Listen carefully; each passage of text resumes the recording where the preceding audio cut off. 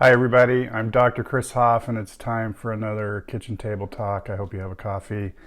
Today's topic is going to be you are going to die.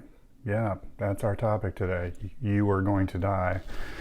I was thinking about this just because of a lot of what's been going on over the last several months, and I have this opinion that a lot of the problems we have in relating to each other and to being kind to each other, or to trying to understand each other in more deeper and meaningful ways, is grounded a lot in the idea that we have forgotten that we are all going to die. And it's common in the United States, the global north, what have you, that we don't talk about death, that death often equals failure. Aging and death is an embarrassing condition.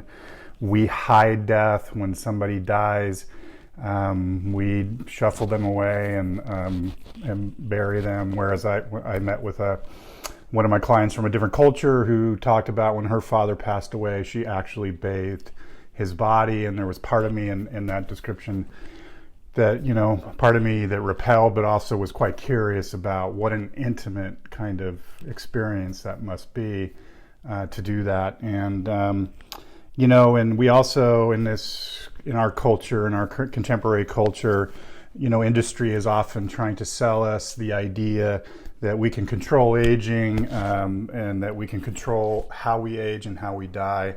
And we're bombarded with that a lot in media and social media, of course. And so can the world become a better, kinder, more curious place if we remember that we're all going to die? I say yes.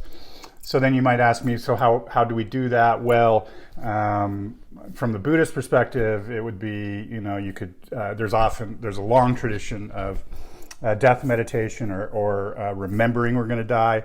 In Bhutan, they have a practice where they think about their death at least five times a day, and they're considered some of the most happiest people on earth. I don't know how that's measured, but that's what it is. And the Buddha, of course, said of all footprints, that of the elephant is supreme, and similarly of all mindfulness meditation, that on death is supreme. So, and I was taught a Tibetan death meditation, this idea that we think about that our death is certain, the time of our death is uncertain, and something to meditate on to realize that, hopefully to help us have a richer, fuller, more meaningful life, because we know that it's fragile and very, very, very temporary. So, and I know this can seem very nihilistic, but it's not actually. The paradoxical thing about it is if you do these kinds of practices, or if you remember you're going to die, I believe you're actually going to live before you die, then worry about life after death.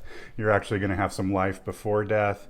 And when you remember that you're going to die, it opens up all kinds of possibilities. I think Steve Jobs said in that famous commencement speech he gave at Stanford that remembering you're going to die will have you taking more risks in your life because, hey, you're already naked anyway, so what's the point? Which I can kind of get behind. So, and so I'm going to leave you with a little thing I posted on some of my social media from Sarah Manguso in her piece of writing, Ongoingness, the End of a Diary, where she wrote, "The best thing about time passing is the privilege of running out of it, of watching the wave of mortality break over me and everyone I know. No more time, no more potential. The privilege of ruling things out, finishing, knowing I'm finished, and knowing time will go on without me. Look at me, dancing my little dance for a few moments against the background of eternity." So, let's remember we're going to die, and when we're moving through the world and we're in relationship with all those people we love or don't even know, remember they're going to die too.